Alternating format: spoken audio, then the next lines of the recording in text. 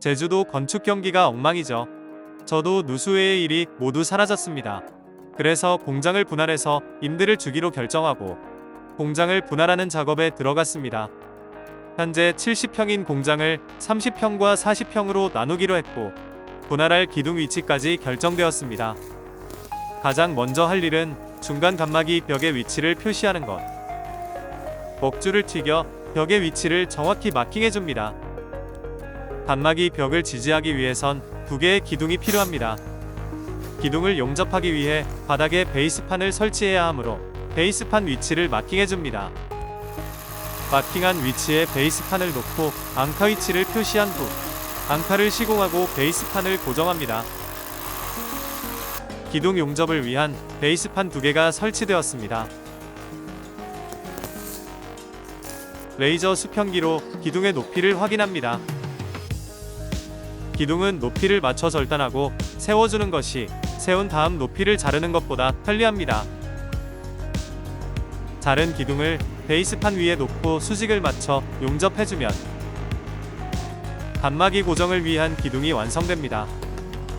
기둥의 모양은 U자 형태가 됩니다. 이제 복층을 만들 차례입니다. 복층은 오른쪽 벽에서 시작하여 창고 중앙을 조금 지나는 지점까지 나오게 할 예정입니다. 2층을 올리려면 벽 쪽과 중앙에 2층 바닥을 지지할 가로대를 만들어줘야 합니다. 먼저 벽 쪽 가로대를 용접할 높이를 기둥에 마킹합니다. 벽 쪽 가로대를 기둥 마킹 높이에 맞춰 용접해 주었습니다. 이제 중앙에 기둥을 세워줘야 하는데 기둥을 세울 때는 높이를 재서 자른 후 세우는 것이 편합니다. 레이저를 쏜 후 기둥의 높이를 확인합니다. 기둥용 100mm 아연각관과 150 각관을 준비했습니다. 여기서 비용이 좀 깨지네요. 자재 가격이 많이 올랐습니다. 확인한 높이에 맞춰 기둥 각관을 절단합니다. 스틸포스 금속 절단기를 사용하는데 날만 잘 관리하면 오래 사용할 수 있습니다. 중앙 기둥도 베이스판 위에 용접해줍니다. 기둥을 세울 때는 수직을 잘 맞추는 것이 제일 중요합니다. 중앙에는 총 3개의 기둥을 설치했는데 기둥이 많으면 1층에서 작업할 때 권리적 버리는 것이 많게 됩니다. 이제 기둥 위로 가로대를 올려줍니다. 가로대는 되도록 기둥 위에 올려주는 것이 좋습니다. 벽면 가로대는 벽면에 기둥의 개수가 많고 기둥과 가로대를 모두 용접해 주었기 때문에 문제 없지만 중앙에는 3개의 기둥밖에 없기 때문에 무조건 가로대를 기둥에 얹어야 합니다. 중앙 가로대를 모두 기둥 위에 올려주었고 용접과 녹방지 도장까지 모두 완료하였습니다. 혼자 작업하니 힘들기는 한데 돈 아끼려고 하는 작업이니 어쩔 수가 없습니다. 이제 가로대 위로 장선을 올려줍니다. 이런 방식은 목조주택을 지을 때 사용하는 공법과 유사한데 철골 구조물을 만들 때도 활용할 수 있습니다. 장선의 길이는 5m입니다.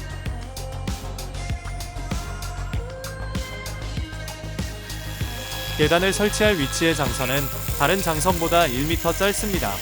과감하게 잘라줍니다.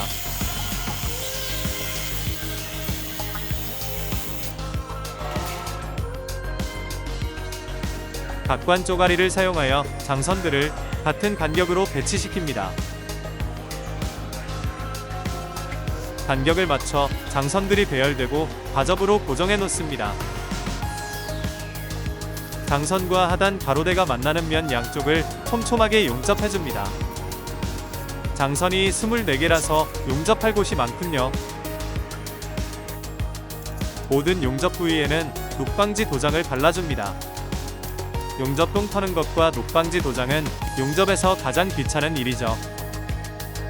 장선 작업이 모두 끝나면 장선 위에 합판을 얹습니다.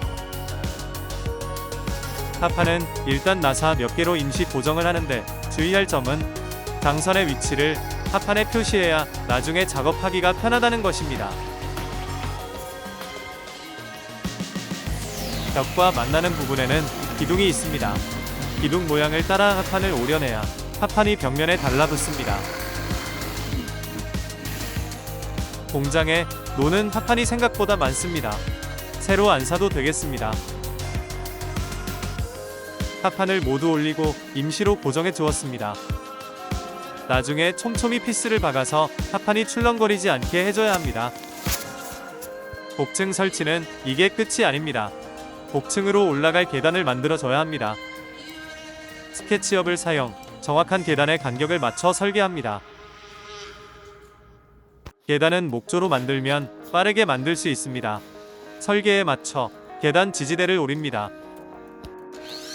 두 개의 다른 각도로 잘라야 해서 시간이 좀 걸리네요.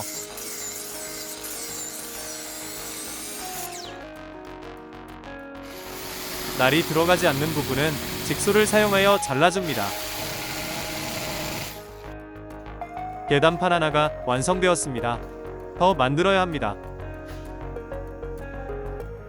이렇게 2층 바닥에 연결해주면 됩니다. 설계한 대로 각도도 잘 맞게 나왔습니다. 문제가 없으니 똑같은 모양으로 2개 더 만들면 됩니다. 완성된 지지대를 자재에 대고 그려주면 간단하게 절단선을 마킹할 수 있습니다. 3개의 계단 지지대가 완성되었습니다. 지지대만 만들어도 절반 이상 완성된 것입니다. 지지대를 윗판, 아랫판에 고정해 하나의 몸체로 만듭니다. 지지대를 뒤집어 2층 바닥과 동일한 높이에 맞춰준 후 지지대 윗판을 2층 바닥 각관에 튼튼하게 고정해줍니다. 지지대 아랫판도 바닥에 잘 고정합니다. 계단 아래쪽은 밀리는 힘을 많이 받으므로 추가로 보강을 해줄 예정입니다. 계단판을 먼저 조립해야겠네요. 한 계단에 3개의 판재가 사용됩니다. 계단판 조립이 완료되었고요. 계단은 총 14개 스텝입니다. 한번 올라가 보죠. 경사는 아주 완만하게 잘 만들어졌습니다.